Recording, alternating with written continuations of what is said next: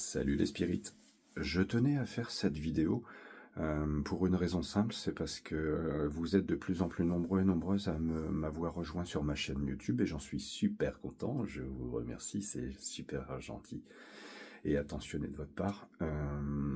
J'espère qu'on sera de plus en plus nombreux sur cette chaîne, je le souhaite en tout cas, c'est tout ce que je souhaite, c'est tout ce que je nous souhaite. Et voilà, je voulais faire un petit topo sur ma vie en raccourci, hein, bien sûr, parce que sinon ça risque de s'éterniser. Donc je vais aller sur les traits principaux qui ont marqué mon existence et vous les partager, comme ça vous me connaîtrez un petit peu plus, autrement que par mes vidéos, où je ne parle pas toujours forcément de moi et de mon expérience. Je m'appelle Fabien, donc j'ai 47 années, non, j'ai 47 années, vous voyez, je me rajeunis, non, j'ai 54 ans. Je dis 47 ans en fait parce qu'il y a une expérience qui m'a marqué, mais je vous en reparlerai d'ici quelques minutes. On va procéder par ordre chronologique puisqu'on est ici sur Terre et il y a un temps linéaire pour nous, les personnages dans lesquels on évolue sur cette merveilleuse Terre. Je suis donc né en 1970 dans le Nord. J'ai eu une enfance, non, j'ai pas eu d'enfance, pardon. J'ai eu une enfance assez chaotique, où je me suis retrouvé, où mon père est décédé quand j'ai eu 7 ans. Ma mère s'est retrouvée dépressive, suicidaire, mon frère complètement à la limite de la folie, avec les disputes quotidiennes, quasi quotidiennes, donc pas top. Un environnement assez lourd. Donc l'enfance, bof. Ensuite l'adolescence, rien à signaler, rien de particulier, à part que je subissais le conditionnement de ma maman qui m'a transmis donc sa peur de l'insécurité, notamment par rapport au travail, au monde du travail. À cette époque-là, il y avait beaucoup de chômage et beaucoup de peur par rapport à l'avenir. Donc j'ai été amené à passer des concours administratifs. J'en ai réussi un. Et je suis resté 27 ans dans cette administration. En l'occurrence la Poste. J'ai tenu bon, hein, j'avais l'air insolite, j'ai tenu quand même 27 ans à faire quelque chose que je n'aimais pas, un travail qui ne me plaisait pas. Je me rendais chaque matin au travail avec ce qu'on appelle la boule au ventre, en me demandant ce qui allait m'arriver à chaque journée qui commençait. Donc pas top non plus, mais j'ai été costaud, j'ai résisté quand même, j'ai fait de la résistance. J'ai fait par la suite ce qu'on appelle un burn-out, un syndrome d'épuisement professionnel, comme on dit dans le milieu médical. Comme beaucoup d'entre vous, hein. Je pense qu'il y a de plus en plus de gens qui en ont fait, qui en font et qui en feront, puisqu'on a tous et toutes plus ou moins été conditionnés par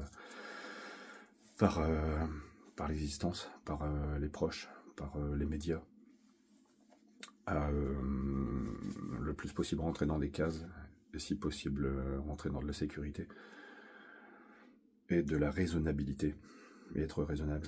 Donc forcément, au bout d'un moment, on voit que ça ne colle pas avec le personnage, avec le fond, et du coup, on pète un câble.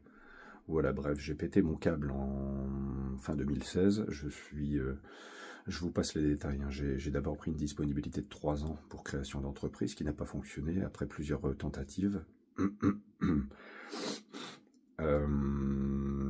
Et en 2017, j'ai fini par faire ce que mes collègues appelaient une folie, c'est-à-dire démissionner, puisque j'avais la sécurité de l'emploi, j'étais fonctionnaire, et je ne me suis pas contenté de partir. Il fallait que j'aille jusqu'au bout des choses, et à l'intérieur de moi, on me disait c'était tout ou rien, en fait. Et j'ai compris au fond de moi qu'il fallait que je démissionne et que j'envoie ma lettre recommandée. Ce que j'ai fait. Bien sûr, je ne conseille pas, je ne conseille à personne de suivre cet exemple qui est vraiment qui m'appartient, hein. Je pense qu'il y a des personnes qui font de la même manière que moi, hein. C'est pas ça que je veux dire, mais il y en a d'autres qui peuvent passer par d'autres moyens, hein, beaucoup plus doux, beaucoup plus par étapes. Mais voilà, moi. Ah, ça c'est mon chat qui vient de rentrer dans la pièce, c'est pas grave, c'est les aléas du direct. Salut Bernard, comment tu vas? Ouais, donc j'ai fait mon petit burn-out, qui était un gros burn-out, hein, puisque comme je vous dis, j'ai démissionné. J'ai fait plusieurs tentatives de projets qui n'ont pas abouti, diverses expériences. J'ai travaillé à la SPA, j'ai fait un stage en tant qu'ambulancier. J'ai essayé de monter une entreprise de gîtes insolites, de cabanes dans les arbres. Tout ça n'a pas fonctionné. Jusqu'au jour où je me suis véritablement là écroulé. Rien à voir avec le burn-out, puisque c'était beaucoup plus profond, beaucoup plus intense et beaucoup plus... Sur le moment, je dis bien sur le moment, c'était complètement destructeur et complètement anéantissant. Je me sentais anéanti, vidé, sans but dans la vie, complètement paumé, sans éclaircie par rapport à mon avenir, puisque j'avais à l'époque 47 balais et que je me retrouvais en fait sans rien. Mais quand je vous dis sans rien, c'est complètement nu et sans espoir. Mais comme la vie est bien faite, après quelques mois d'errance, de vide, de totale ouais, dépression, on peut l'appeler comme ça, de complet désespoir, il m'est arrivé une expérience qui a changé ma vie, qui a changé le cours de mon existence, qui pourrait être, j'aime bien la résumer en tant qu'expérience de vie imminente.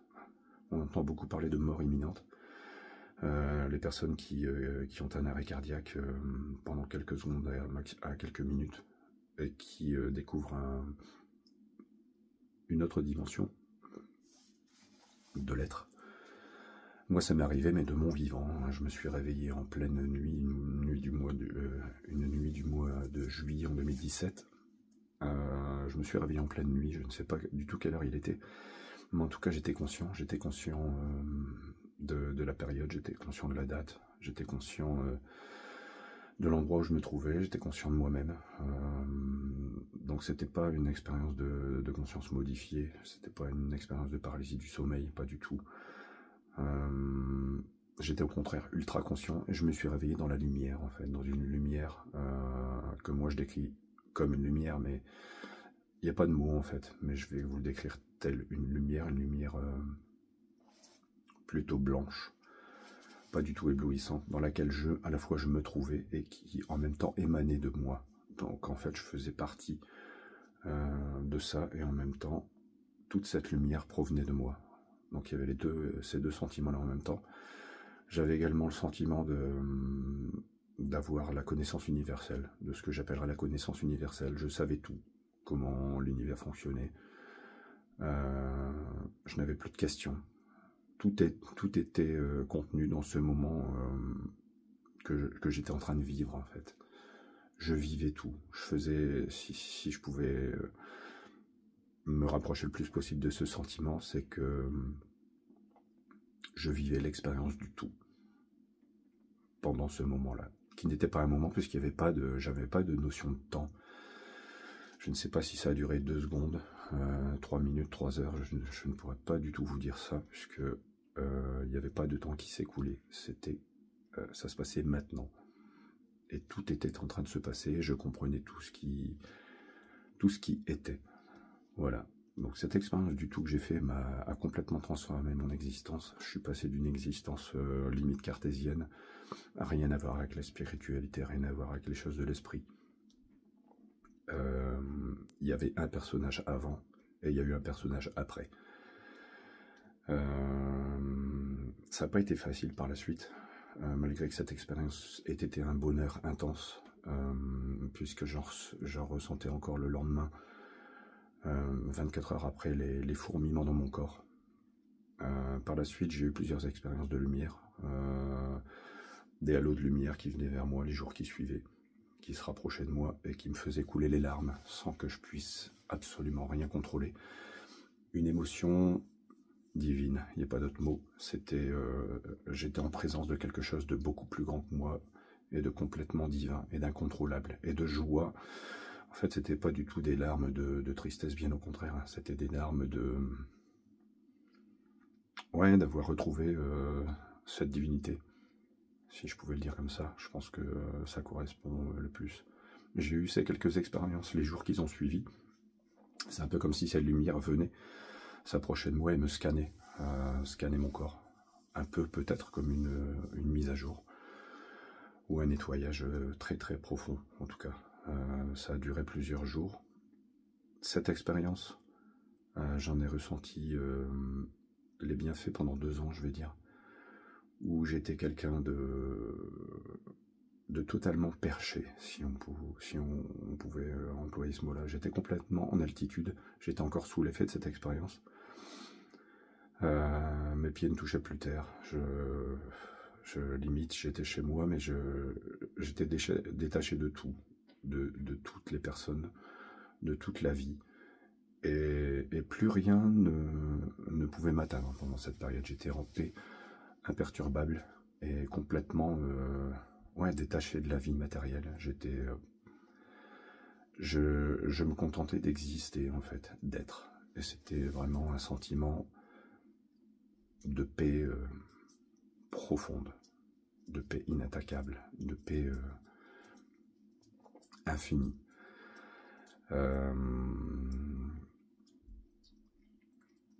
Avec le recul, j'ai essayé le plus possible, et je pense que c'est humain, de conserver cet état de bien-être, et j'ai tout fait pour le faire durer, pour le faire perdurer. J'ai beaucoup médité. À cette époque-là, je méditais jusqu'à 6 à 7 heures par jour. Je l'ai fait pendant 2 ans. J'ai connu des espaces incroyables, des espaces de paix, des espaces divins, des espaces lumineux, tout ce qu'on veut. Tous les mots pourraient correspondre à cet état d'être que j'expérimentais tous les jours. Mais la vie m'a fait comprendre que y a un moment pour s'envoler, et il y a un moment pour atterrir. Et je suis redescendu dans mon corps.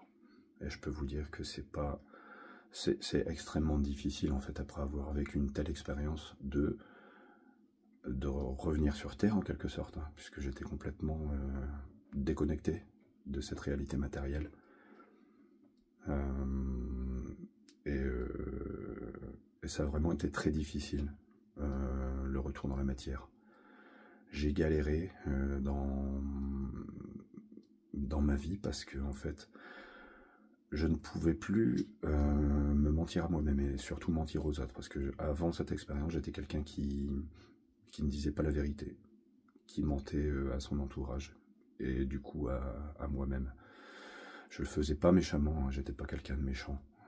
Je le faisais surtout pour épargner les autres, pour ne pas les faire souffrir, soi-disant. Et du coup, en ne m'assumant pas du tout, je n'assumais pas du tout mes paroles vis-à-vis des autres. Et du coup, je leur cachais qui j'étais réellement. Et je me suis retrouvé, après cette expérience, à être complètement dans un état inverse, puisque je me suis retrouvé incapable de mentir à quiconque, et surtout à moi-même. Donc j'ai galéré, parce que j'avais passé 47 ans à me cacher les choses et à cacher les choses aux autres, et je me suis retrouvé dans la capacité de faire ça, de faire ce schéma-là. Et le retour dans la matière a été très très difficile, très très difficile. J'ai galéré jusqu'à cette période actuelle, où j'ai compris enfin qu'il y avait vraiment ce lâcher prise. Mais quand je parle de lâcher prise, on entend beaucoup parler de lâcher prise et d'abandon. Et c'est ça qui est difficile à comprendre, à acter dans la matière. C'est cet équilibre qu'il faut entre l'acceptation, le lâcher prise et l'action, parce que l'action est au centre de l'être humain en fait. L'être humain, pour moi, est là pour agir et expérimenter. Et cet équilibre, comme je vous dis, entre l'action et le lâcher prise, c'est pas facile. C'est pas facile. Je pense que moi, dans mon cas, il m'a fallu beaucoup d'expérience, puisque ça fait maintenant 7 ans que j'ai eu cette expérience, et que je commence seulement à infuser ça dans mon corps. Et maintenant, je comprends certaines choses. que la vie en fait, trouve toujours son chemin, que jamais vraiment quelque chose n'est voué à durer, que ça soit dans le malheur ou que ça soit dans le bonheur, puisque ce sont deux choses qui sont liées à la dualité que nous vivons, et que en fait il y avait cette dualité et qu'il y avait en arrière-plan cette paix qui était toujours là en fait, et qui ne partait jamais. Et ça, je pense que je l'ai acquis avec toutes ces petites expériences qui n'ont pas été évidentes ces dernières années, jusqu'à aujourd'hui où je pense avoir trouvé un certain équilibre. Ouais, j'ai trouvé un certain équilibre en acceptant les difficultés, les descentes, hein, les descentes que j'ai subies, les montées aussi également. Maintenant, quand j'ai quelque chose qui me chagrine, qui me froisse, ça ne dure jamais vraiment très longtemps en fait. Les durées se raccourcissent. J'arrive à faire la part des choses et à laisser glisser ces occasions qu'on me donne d'adopter une vision un peu plus juste de ce qui se passe autour de moi et par rapport à mes sens. Et voilà, donc je voulais vous parler un peu de tout ce que j'ai vécu, encore une fois en raccourci, et donc si vous avez des questions, n'hésitez pas à me les soumettre en commentaire. Si vous avez des critiques ou des insultes, vous pouvez aussi me les laisser, hein, ça me fait beaucoup rire. Il y a des personnes qui se reconnaîtront. Et je les encourage à continuer à me critiquer, puisque la critique, ça veut dire qu'on suscite des réactions chez les gens, et tant mieux. Si je suscite des réactions, c'est que je ne laisse pas de marbre et que le but est atteint, de quelque manière que ce soit. Donc voilà, c'était un peu pour me présenter. Je suis content de l'avoir fait. C'est pas mon fort, hein, je vous le dis tout de suite, vous l'avez remarqué. C'était peut-être un peu brouillon, mais voilà en gros les événements importants de